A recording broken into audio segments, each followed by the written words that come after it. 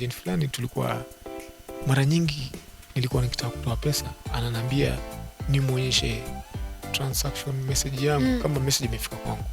Na mimi pia ni mjanja, alikuwa sasa ushahidi. Ni shahidi, najua hii ni time fulani na hii time ataitisha message. So mimi niko namuonyesha tu kama 10,000 ananipatia. Namuonyesha. So bunduki na pia kuinunua pia inategemea. Maanake mbegu ama zile kopa unazinunua kando. Na inategemea ni kopa ama labda ni silver. So kila bunduki iko na price yake. So mimi yangu kwa sababu ya ule uwezo wangu ambao nilikuwa nao, nikaamua nitoe zile fedha ambazo nilikuwa nazo na zile mbegu ambazo nilipewa.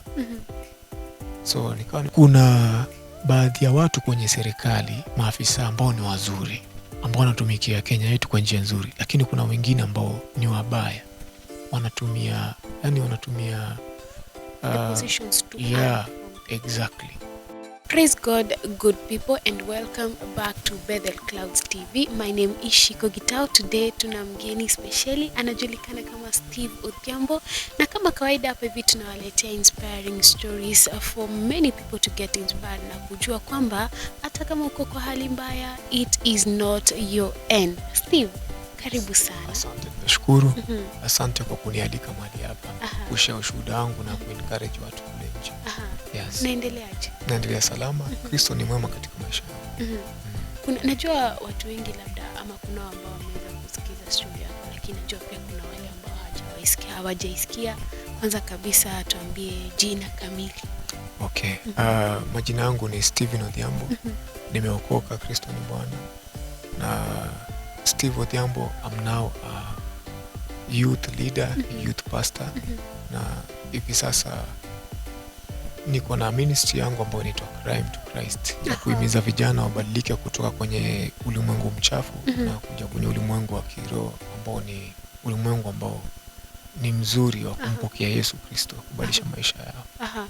Talking of Crime to Christ, of course ni sehemu ambayo wewe mwenyewe umeweza kuipitia, so you know the full story. Hata ukiguide youth to Christ, you know the situation. Tuanze labda na kwa ufupi tu mahali ulizaliwa to the point ambayo sasa umefika, umeanza kuingilia crime. Okay. Labda nianze hapo mwanzo ama nizungumze kuhusu familia yangu. Mimi ni firstborn nyumbani. Ni kijana wa kwanza kwa familia vijana wa 6. Yes, hatuna msichana kwetu. So katika ile familia ni familia ambayo wakati nilikuwa nakuwa imenilea katika misingi mizuri ya Kikristo. So wakati tunakuwa mimi nimebatizwa Catholic, nimelelewa hapo mpaka nikakuwa kwenye hiyo misingi ya Kikatoliki ya kidini. So katika ile wakati ama katika ile maisha ambayo tulikuwa tunaishi, wakati sasa nilikuwa nakuwa, hatukuwa tunaishi maisha ambayo ni mazuri pale nyumbani. So sehemu ambayo tulikuwa tunaishi ni pia ni sehemu ambayo ilikuwa inajulikana sana kwa mambo ya uhalifu sana, ambayo ilikuwa inaitwa Changamwe, Magongo, Mombasa that is. Na Mombasa visa vingi vya uhalifu vimekuwa vikifanyika kule, hata utumiaji wa miadarati, unga, heroin, vitu kama hivyo, na hata bangi pia. So katika ile environment ambayo nimelelewa, ilikuwa ni environment ambayo ilikuwa na watu aina mbalimbali ambao walikuwa wanatumia miadarati na pia ambao walikuwa wamejitosa kwenye uhalifu sana. So mimi sasa being raised into such environment, ili ni affect me pia mwenyewe. Maana nikielezea maisha ambao wazazi wangu ama wazazi wetu ambao walikuwa vile ambavyo walikuwa wanatulea, hayakuwa maisha ambao ni mazuri. Maana wakati tulienda sasa kuweka kambi, ama wazazi wangu kuenda kuweka kambi pale Mombasa na kuanza kujitafutia ndio ili sisi tupate, ilikuwa ni ya changamoto sana. So katika ile harakati mama alikuwa anajihusisha na biashara ya kupika chapati na maharagwe ili sisi tule, ili sisi pia tusome. baba pia naye alikuwa anajitafuta, babangu mzazi. Kujitafuta kwenye shughuli mbalimbali tu za kujitafuta za jua kali sasa. So katika hiyo njia nikaanza kusoma, na tuseme nikianza pia ile ujana sasa, maisha ya ujana. Nilianza maisha nikiwa tu niko tu vizuri tu, niko sawa. Lakini sasa kushikana na marafiki, kushikana na wale vijana ambao tuko nao pale, unakuwa na influence. Yes, alafu unapata mtaa umelelewa. Usiku ikifika ni nduru, mtu ameibiwa. Usiku ikifika unasikia mtu mnamka asubuhi mtu alikatwa, mnapata damu zimemwagika mahali nini. So vile visa vilikuwa vinani affect pia. Alafu right now being a spiritual person, nilikuja nikagundua mimi kama kijana mkubwa nyumbani, kuna vitu ambavyo vilikuwa yani kuna roho ambayo ilikuwa inaniingia ndio ili haribu maisha yangu baadaye. Unaona? Maanake mimi ndio nilikuwa tegemeo pale nyumbani, na wazazi walikuwa wananitegemea kama first born pale nyumbani. So katika ile harakati, kaanza darasa langu la kwanza, nilisoma shule ambayo inaitwa Mujabu Primary. Nikasomea pale mpaka nikamaliza darasa la 8, class 8. So wakati niko class 8 na nimerudi sasa, ndo nitafutiwe sasa shule ya kujiendeleza kuanzia form 1 mpaka kuendeleza. Unajua, unaona ukimaliza shule kuna ule muda hapo mwanzo ulikuwa unakaa nyumbani. Muda nikikaa pale nyumbani, nilikuwa ninashikana nao vijana. Mara nyingi tunaenda hizo disco, tunaenda party whatever, zile za mtaani, zile disco vumbi. Vite disco vumbi. So katika hiyo harakati sasa, ile kichwa ngumu ikaanza kuingia. Saa zingine hata nilikuwa nikipigwa na mamangu, natoroka naenda najificha mahali, nakaa kwa siku 2 ndo nirudi. So mara nyingine yani kuna roho iko inaniingia, naenda nalalata kwenye bahari. Mara nyingi ilikuwa nafanyika sana. So mpaka wazazi wakakaa chini wakasema ni afadhali huyu tumpeleke nyumbani. Maanake ilipata hiyo wakati nyanya yangu ambaye amemzaa baba anaishi mwenyewe, anaishi peke yake nyumbani ambapo ni Migori, mali nimezaliwa sasa. So moja kwa moja nilipokuwa sasa tumekaa na wazazi tukazungumza, wakafanya uamuzi, wakanitafutia shule kule, nikafunga safari, wakanifungisha safari. Yani ni kama sasa walikuwa wananitoa katika familia sasa. Nile nika experience maisha ya kule nyumbani pia. So kwa akili zao walikuwa nafikiri labda nikienda kule nitabadilika, ama nikienda kule mpya nitatulia, ama pia wao pia watakana amani. Kumbe ndio shetani basi sasa ndio ameanza safari vizuri.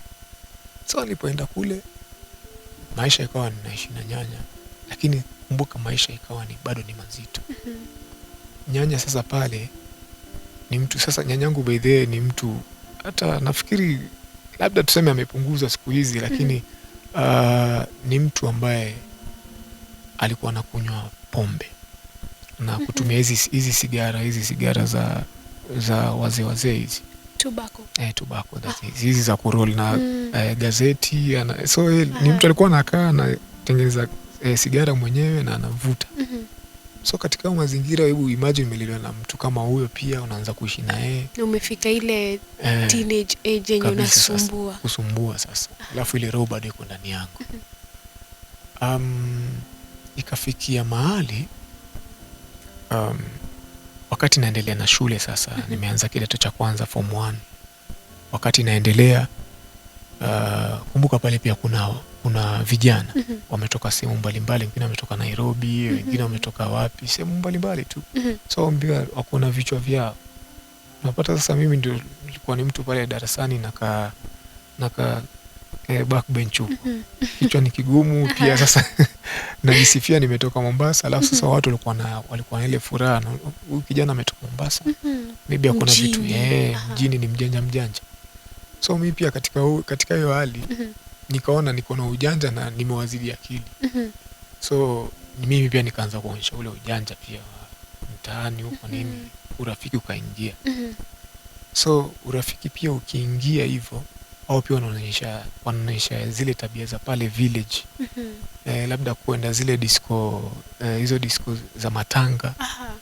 Manake kule nyumbani kulikuwa na ile tabia, kwa mtu akikufa mahali ni furaha kwa watu wale ambao wanapenda kwenda maybe muziki. Sasa hiyo ndio party ya kule, ndio sherehe. Ndio sherehe sasa za kule.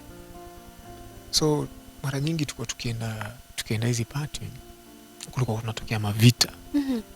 Unapata issue imefanyika tu, watu wamekusana, mtu ameshatoa panga, wengi wako wanatimia na panga.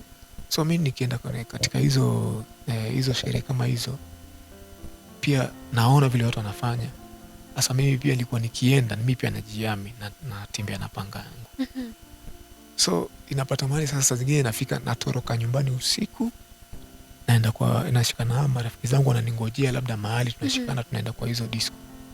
So katika hiyo harakati pia unapata vita vimetokea mahali kama hapo, wewe pia unakuwa involved. Sasa labda kama rafiki yako ameshikwa, anataka labda kuvamiwa, wewe pia inabidi pia ureact. So inabidi wewe pia ukatane, wakikatana wewe pia unawakata. Inakuwa ni hivyo sasa. So hiyo hali pia ikawa inaniingia sasa, mpaka nikawa mtu wa kule nyumbani, na maisha ilienda kuwa magumu zaidi, mpaka wazazi huko Mombasa kwa watumi pesa nyumbani. Ikafika mahali sasa inatulazimu mimi na nyanyangu tunaenda tunalimia watu ndio ili tukule. Nyanyangu saa zingine alikuwa anaenda kwa shamba atunde mboga zile ambazo amepanda hapo nyumbani, akishatunda azifunge aende sokoni aziuze. So naona ile hali pia ikawa inaniumiza kichwa mimi. Alafu pale nyumbani nyanya alizaa vijana 8 wote, kama vile sisi kwetu nyumbani vijana 6, na wote wakawa wamekufa. Imebaki babangu na last born wake wapo yuko. So ile hali pia ikawa ni ngumu pale nyumbani, inabidi tuende tulimie watu, naenda nalimia watu. Saa zingine siendi shuleni, inabidi nichukue muda wangu nisiende shuleni, nimalize shamba ya mtu. Unapata mtu amekwambia baada ya wiki moja anataka umalize shamba yake, manake labda anataka kuweka urea mbolea kwa muda fulani. Yes, jua kuna ile mipangilio ya kulima. Yeah. So unapata sasa ni pressure, inabidi sasa uende ukamlimie mtu shamba ndio upate ile pesa vile ambavyo mmeelewana. So inakuwa ni changamoto sana, inakuwa ni hali ngumu. So life ilienda ikani push to the wall, mpaka ikabidi vijana ambao niko nao ama vijana ambao wanatembea nao tuanze kupanga mipango ya kupora maduka na M-Pesa. Na bado nasoma, imagine. High school. Yes, high school. So ilifikia mahali ikawa sasa natoroka pale nyumbani, tunakodisha paka pikipiki tuende sehemu labda kama town center, duka ambazo zimefunga, tunatembea na hizi sururu, manyundo nini, tunaenda tunavunja na tunapora kile kitu ambacho kiko hapo ndani. So inafikia mahali mpaka hata kama uko darasani vile vitu vinakuaffect, unawaza mambo mengi sana, ile hali ya pale nyumbani, kule nyumbani pia. So katika hiyo harakati pia shetani, unajua pia ukimtumikia anakupandisha cheo ndio ili umuendelee kumtumikia zaidi. So kuna akili nilikuja nayo ya M-Pesa ama ya kutapeli maagent wa M-Pesa ikiwa nimeenda kutoa pesa mahali. Na hiyo idea, imagine, ilikuja tu niko nimekaa mwenyewe. Ndio unajua kumtumikia shetani pia anakuweka kwenye level fulani, na anakupatia ujanja na akili ambazo ni chafu na kutafuta pesa na kuweka, yani kufanya vitu shortcut ambavyo pia inafanya una risk maisha yako. Hii hali ilinifikia mahali mpaka kwa ukweli ilibidi sasa niwe sasa mwizi pale mtaani ama pale nyumbani. Ikawa sana nisugu mpaka siendi shuleni, mpaka nikawa kama nimeanza kukataa shule. Maanake pia nimeanza kushika pesa. So shule nikaanza kukata hapo. Nafikiri nikiwa niko form 3. So ikafanyika, na nafikiri hii ilifanyika wakati niko form 4, nakumbuka naenda kalia mtihani wangu. Kuna mahali nilikuwa nimeenda kufanya hicho kitendo work, ama kutapeli mtu wa M-Pesa. Kumbe mahali nimeenda ni mtu ambaye ananijua, na okay, ilikuwa ni hivi, labda tuseme nielezee tu kidogo vile ambavyo na huo ujanja naona inafanyika mpaka sasa hivi. Hata ninashtuka ni vipi inafanyika na watu wajijua. So ni ile kuedit, kuna vile unaweza kuedit M-Pesa message. Yeah, M-Pesa message, but hiyo unatumia njia ile simu ndogo ya kuedit, na sana sana huwa inafanyika kwa mtu ambao mnajuana.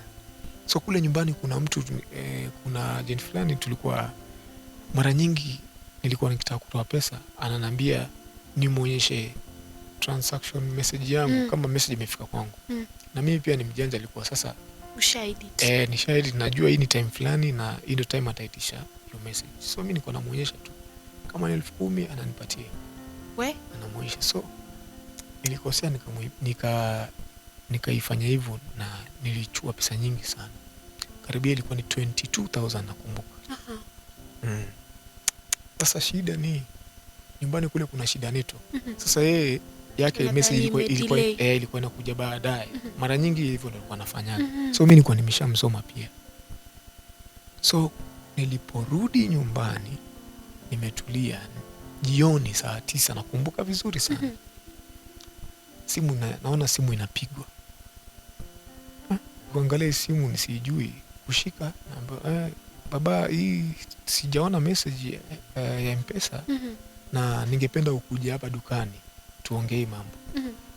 Kumbe huyo mtu mimi sijui, ameita polisi na mimi sijui. Mimi nikaenda. Kumbe ameita mpaka wale wajomba zangu, my uncle. Wako hapo. Wakaanza kuniuliza, ni vipi, mbona tuelewi, ulitoa pesa hapa na hakuna message. Na tumepigia watu wa customer care Safaricom, na wanasema hawaoni transaction yoyote ambayo nimefanya leo.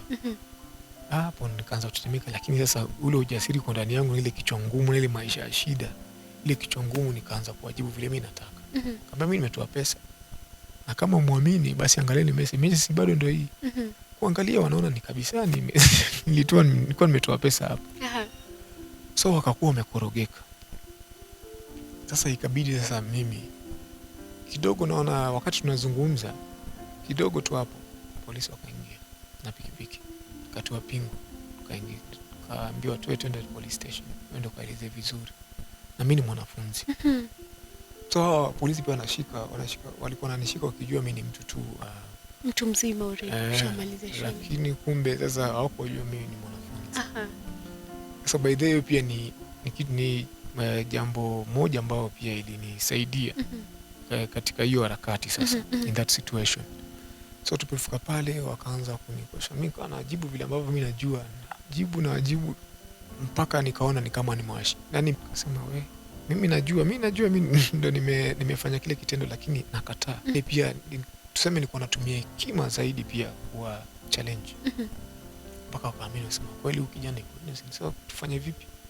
Tuongee na watu wao nyumbani kama watamlipa huyu mtu wa M-Pesa mpaka afanye nini? Tuseme aridhike. Acha na hiyo. Wakaongea na wazazi wakawa pia unajua maisha yao ni hivyo. Na mimi najua kile ambacho nimefanya. Nikanyamaza hivyo kabisa. So sijui aliongea vipi, lakini imagine bado ni lazima mimi nilale pale. Nililala hapo mpaka kesho yake asubuhi. Ndio wakasema kwa kuwa sasa wewe ni mwanafunzi itabidi tukuachilie uende shule na urudi shuleni. Sasa ikawa ni hivyo, nikatoka nikaendelea. Sasa ikawa pale shuleni pia najulikana kwa vituko mpaka principal akawa sasa, yani shuleni pale ikawa sasa wananiogopa mpaka walimu, kwa sababu vile vitendo kwa wanashangaa mtu ni mtu aina gani. Kumaanisha sasa story yako ilikuwa inavuma sasa sana mpaka mtaani. Wazazi nyumbani sawa walikuwa wanajua yuko innocent. Yes, walikuwa wanajua tu. Hata nyanyangu waliposikia issue hakuwa anajua chochote. Sasa ikawa ni hivyo, ikafikia mahali mpaka ikawa sasa nimekuwa sugu, nafanya hivyo vitu bila hata kuogopa na ule ujasiri, kwa sababu niko na ile roho ngumu, ile roho imeniingia kuwa mimi ni mjanja. Yaani najiona mimi ni babe. Sasa pia vijana wenzangu wakinisifia, yaani wakinipatia sifa, naendelea kufanya vile vitendo. Wananionyesha mimi ni mjanja. So katika harakati najiona mimi ni gwiji. So mpaka nikamaliza form 4. Nikiwa niko kwenye hiyo hali na bila hata wazazi wangu kujua, nikamaliza shule form 4, I got a C+. Na pia ni ile katika ile harakati ya shida pia. Nashukuru Mungu nikamaliza shule na nikafunga safari kurudi sasa Mombasa. So pale Mombasa safari yangu ikaanza sasa. Na Mombasa pia nilikuwa nakumbuka nikipata ndugu zangu wakuwa nalala kwenye sehemu ambayo si nzuri, kwenye corridor, na imagine vijana wa 6 sehemu moja. So ile hali pia ilikuwa inanisumbua sana. Yaani mara nyingi mimi nilikuwa yaani yale mazingira ambayo nilikuwa nayaona kwa macho yangu na vile vitu ambavyo ninaviona vilikuwa vinaniumiza mimi kichwa kama kijana mkubwa pale. Manake mimi malengo yangu, nia na malengo yangu ilikuwa ni kubadilisha maisha ya familia yetu. Unaona? Na kuwa mtu ambaye ni mtu wa maana pale nyumbani. So nikaanza kuhustle, ilibidi mpaka nianze kubeba magunia, nikakuwa mpaka sogi. Kule mtaani tunajiita sogi, hao watu kubeba magunia na kuload containers na kuzijaza. At least tusaidie wazazi. Nisaidie wazazi. Ile kung'ang'ana pia. Kwa ile hali pia inaniumiza.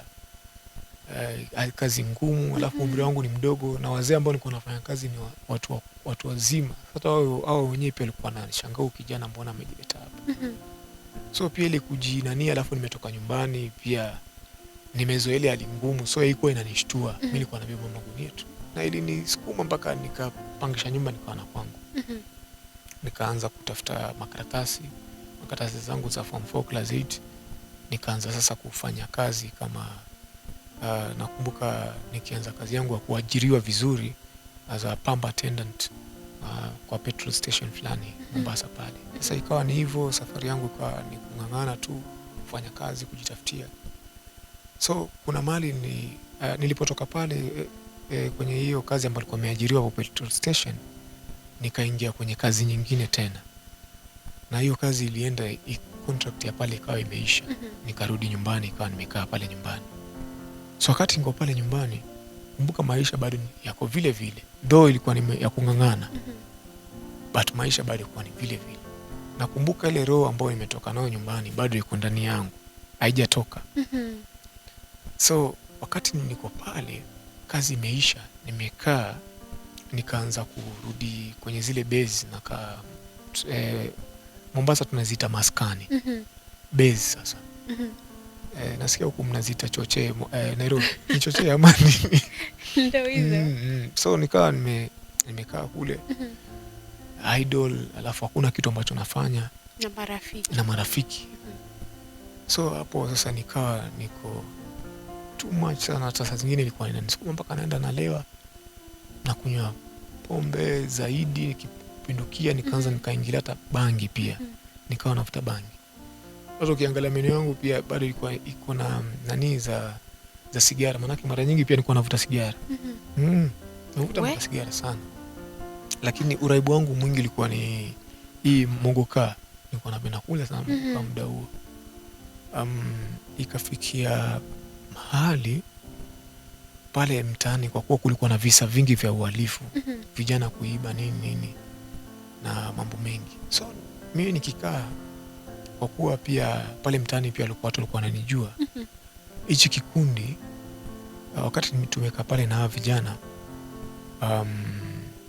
moja kwa moja tukaamua tutengeneze kikundi ambacho kinaweza kuwa kinasaidia pale mtaani.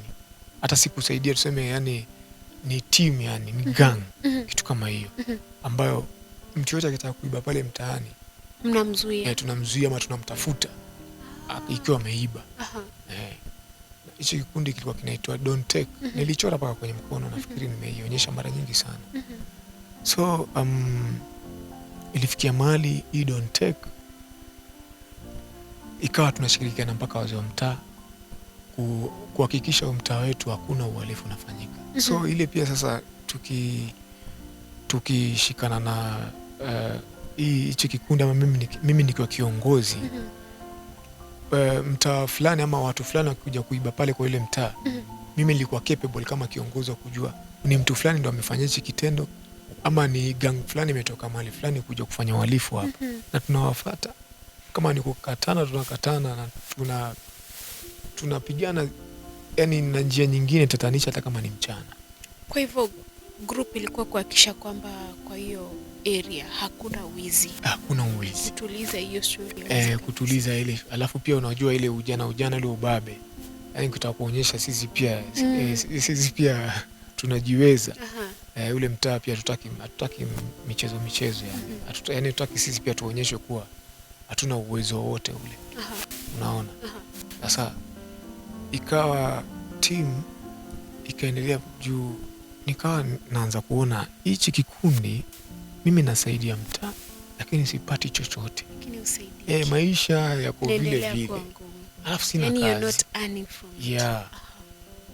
So hapo nikaamua yani tuseme nitangaze vita pia na hata pia hawa wazee wa mtaa, manake haikuwa inanisaidia. So ikawa sasa hii kikundi nikaibadilisha. Ikawa tunafanya uhalifu sehemu zingine, lakini mtaani tunakuja tunakuwa tu watu wa kawaida tu. So hakuna mtu alikuwa anajua tunafanya nini. So ikawa hivyo hapa mtaa mnasafisha rada. Tunasafisha rada kitu kama hicho. Kule nje mnafanya uhalifu kabisa.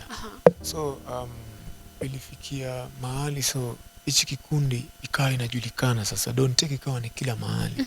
Kila mahali uko kienda inasifika don't take. So ilikuwa nikionekana kila mahali, watu wazima, watoto ilikuwa don't take. So nikaanza kukutana na vikundi vingine vya uhalifu ambavyo vilikuwa ni vya juu zaidi, ambavyo pia vilikuwa vina nguvu zaidi yetu. Manake kuna vikundi vingi ambavyo pale mtaani ama Mombasa, moja inaitwa Temeke, zinaitwa kama Wakali Kwanza, nafikiri mko mnazisikia sana. So hivyo ndo vikundi vya uhalifu ambavyo mimi nilikuwa nashikana navyo, tunatekeleza uhalifu kwa sababu mimi pia nilikuwa na ujanja fulani. So it's like tulikuwa tukutane tuonyeshane ujanja ama tushikane tukafanya uhalifu mahali na wale viongozi wa hivyo vikundi. So ikawa ni hivyo. Labda tutake kujua ni shughuli kama gani mlikuwa mnafanya? Ni uhalifu tu wa mawizi wa mabavu. Tunaenda kama ni duka ambayo ni duka la dhahabu, tunaenda tunavunja. Na tuseme labda nikielezea kwa ukubwa zaidi, nakumbuka mara nyingi tulikuwa tunaenda kwenye maduka ya simu. Tunaenda sasa, mimi ndio nilikuwa nikae chini nipange vile ambavyo tutaenda na mahali ambapo tunaweza kwenda kutekeleza ule uhalifu. So ilikuwa nakaa chini na vile vikundi, mimi kama kiongozi na wale wengine pia tunakaa chini na tunapanga, tunaenda na tunatekeleza uhalifu. So nakumbuka kuna kitendo moja ambacho tulifanya ambapo pia tulianza kupoteza wenzetu. Kuna sehemu ambayo tulikuwa tumeenda kupora, ambapo ilikuwa ni duka la dhahabu, ambapo pia tukufanikiwa. Na nakumbuka hiyo ndio ilikuwa ni kitendo chetu cha pili kutekeleza. Tulipofika pale, kumbe yule mwenye ile duka alikuwa amejihami kuna bunduki, na sisi tuko sisi unajua tulikuwa tumezoea kutumia mapanga na chuma nini, hizi silaha za kawaida tu. So kufika pale hata hatujafika na sisi tuko nje. So sisi tulikuwa tuangalie hali vile ambavyo ilivyo pale nje ama kuangalia rada. So kumbe wale wenzetu wameingia ndani tayari, ule mwenye ile duka alikuwa ameshawaona na ameanza kuwa suspect. So sisi tukiwa nje tukaanza sikia milio ya marisasi. Ndio hivyo wakawa wamepoteza maisha yao wakiwa wako wawili. Hapo moja kwa moja. Sasa mimi hapo nikawa nimechanganyikiwa, ni kukimbia na kuenda bahati ya Mwenyezi Mungu nikawa nikimbia mpaka nikaponea. Nikaenda sasa nikarudi mtaani. So wakati nikiwa niko pale nikaanza kuingiwa na roho nyingine sasa tena tofauti, na nikashikana na wanaitwaje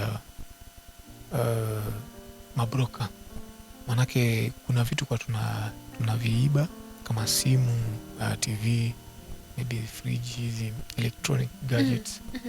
Ninakutana na hawa mabroka, ninawauzia zote kwa pamoja, maanake siku nataka ile biashara kuuza vitu moja moja. So zote kwa pamoja tunapiga bei, wananipatia pesa. Tukishamalizana hivyo ndio hivyo basi. So hawa vijana wangu kama tulikuwa tumefanya nao tuseme scene fulani, tunakaa chini tunagawanya pesa. Hawa broker walikuwa wanajua hizi vitu ambazo unawaletea ni za wizi? Si wanajua, ni obvious. So mabroka si ni vitu wanajua hivi vitu ni vya wizi, vimeiba mali fulani. So ilikuwa ni kama kawaida. So ilifanyika kitendo fulani, tulikuwa tumeenda kuiba kwenye cyber. Na kumbe hapo mahali kuna CCTV kamera. So mimi sisi tulikuwa tunajua, ilikuwa nakumbuka ilikuwa ni kitu kama usiku. So sisi tuliasimu kwa sababu ni usiku, hakuna mtu yote mwenye anaweza kutuona ama hakuna chochote ambacho kinaweza fanyika. Tulipopora zile mali pale ndani, tukaenda navyo tukatoka. Kumbe mwenye hiyo cyber alienda kapeleka ile CCTV footage kwa DCI. Na sasa shida ilikuwa ni hapo tu around Changamu. So sura yangu ilikuwa imeonekana, muda huo nilikuwa na dreads. Sasa sura yangu ilikuwa imeonekana. Na ikasemekana ukijana tunamjua na tushafanya naye kazi muda mmoja huko nyuma. So mtaani nikawa niko wanted zaidi.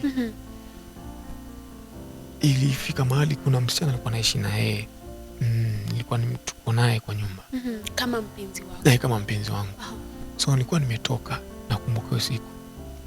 So nikapigiwa simu kwamba usikuje nyumbani maana kuna watu. Kumaanisha alikuwa anajua kazi ambayo unafanya? No, hakuwa anajua. Sasa hapo ndo shida sasa. So alikuwa anajua mimi nafanya tu shughuli zangu za hapa na pale, nikirudi bora nimeleta pesa. Ikawa maisha ni hivyo. Ikatokea muda mmoja usiku nilikuwa nimetoka, napigiwa simu nikaambiwa wewe usikuje nyumbani, ni kama kuna watu wanakutafuta. So sikuwa najua nani. Sasa mimi na ule ubabe juu najulikana mtaani, sikuwa naogopa, nikajipeleka. Kumbe yule msichana ameshikwa, mamangu ameshikwa, babangu ameshikwa, wameanza kuzungushwa. Na wale marafiki zangu walikuwa wameanza kushikwa pale mtaani, ili wao waelezee mahali ambapo niko, maanake nimeanza kuwa wanted. Sasa ikawa ni shida pale mtaani. Sasa nakumbuka nilipofika pale, nikaambiwa kuwa nisisogee hapo karibu. Mimi nikawa nataka kuingia, kumbe na madisi yao washafika. Nikaambiwa wewe usijaribu kuingia hapa ndani, ama usijaribu kutoroka, ukitoroka tunakupiga risasi. Mimi ilibidi nikimbie, nikatoroka. Ulitoroka tu? Nikaamua nitoroke. So nilipotoroka nikashindwa niende wapi. Nilibidi nipigie watu wangu wa karibu simu, nisafiri, nirudi, nifunge safari nije Nairobi. Imagine. So ikawa sasa ninaanza kuogopa. Ule msichana akawa ameshikwa, amewekwa ndani. Mimi nilikuwa nimetoroka, sasa niko Nairobi. Nakumbuka nilikuja sehemu ambayo inaitwa South B, Kayaba. Hapo ndo mahali nilienda nikatulia. Kumbe sasa hapo ndo kuna wahalifu zaidi yangu. So pale pia nikaanza kushika na wahalifu, manake nilipatanishwa na rafiki yangu ambaye pia alikuwa kwenye hizo harakati. Na nilikuwa nakaa naye, na alikuwa anatumia bunduki. So pale mimi pia katika harakati ile ya kuishi na yeye, mara nyingi alikuwa akitoka anaenda kwa nyumba, anaenda kufanya hizo scene zake. Yeye akirudi ananipata niko hapo hapo. Bado nilikuwa nataka ni hili vile vitu ambavyo vilikuwa vimefanyika hapo mwanzo. Kumbe ndio shida zaidi sasa. So wakati nikiwa pale, nikaanza kuwa na ile interest ya kutaka mimi pia kuingia scene ama kufanya ule uchafu na yeye. Nikaanza sasa kuwa nayo matamanio. So ikawa ni hivyo, tunaenda kwa scene, tunafanikiwa. Saa zingine tunaenda kwa sehemu nyingi tu tulikuwa tunaenda. Tunatekeleza uhalifu na inakuwa successful. So nikawa na interest mimi pia ya kupata bunduki yangu mwenyewe. Na kushikana nao na wale mabroka wengine, kwa kuwa pia wako na uzoefu na wanajua mahali ambapo wanaweza pata hizi bunduki, ilibidi sasa nitafute fedha ili mimi pia nipate silaha yangu. Mimi pia nianze kujiami na hiyo silaha. Imagine, ilibidi nisafiri mpaka north part of Kenya, ilibidi tusafiri kutafuta bunduki. Na hii ni connection ya watu wenzangu, maana unajua ni watu ambao wamezoea na wanajua mahali ambapo zinapatikana. Mimi sikuwa najua. So akanielekeza, tukasafiri, tukafunga safari, tukatumia gari ndogo kusafiri. Maana unajua ungetaka kuuliza ni vipi tulisafiri tukavuka mpaka mpaka. Na maana unajua ni riski sana kuvuka mpaka kupata ile silaha na kusafiri nayo mpaka kurudi nayo tena. And so, you have security. Na tuko na security Kenya yetu. So pia niseme katika serikali yetu kuna baadhi ya watu kwenye serikali, maafisa ambao ni wazuri, ambao wanatumikia Kenya yetu kwa njia nzuri, lakini kuna wengine ambao ni wabaya, wanatumia the positions to exactly. So kuna wale ambao wanakula na uhalifu na wale ambao watu wanafanya njia chafu, na ndio maana visa vya uhalifu haviwezi ishi, maanake kuna watu kwenye serikali wengine wanashirikiana nao. So labda nielezee kwa haraka. Tulipofika kule, na ilikuwa ni Wajia. Tulifika kule tukapata na ule jamaa ambao tulikuwa tumesikiliza naye, tumepiga naye simu, tumeelewana na yeye. Na tulipofika pale ilibidi nikae pale kwa siku 2 kwa trained na kutumia ile bunduki, kuifungua na kuiunganisha. Na hiyo bunduki ambayo nilikuwa nayo ilikuwa inaitwa 17 men down. 17 men down. Hiyo ni Seska. Inaitwa Seska, aina Seska. So bunduki na pia kuinunua pia inategemea. Maanake mbegu ama zile kopa unazinunua kando. Na inategemea ni kopa ama labda ni silver. So kila bunduki iko na price yake. So mimi yangu kwa sababu ya ule uwezo wangu ambao nilikuwa nao, nikaamua nitoe zile fedha ambazo nilikuwa nazo na zile mbegu ambazo nilipewa. So nikawa nimekabidhiwa ile silaha, tukafunga safari, tukarudi. Na kwa kuwa sasa wale ni watu ambao wanajuana na hao watu maafisa na hizo njia chafu, hatukusumbuliwa, tukavuka vizuri, mkarudi Nairobi. So first point ambao nakumbuka tulifanya uhalifu ilikuwa ni hapa tu bado Nairobi. Kwa ni Nairobi sema. Sitaelezea ni sehemu gani, maana kwa sababu ya mambo mengi ambayo yanaweza fanyika. So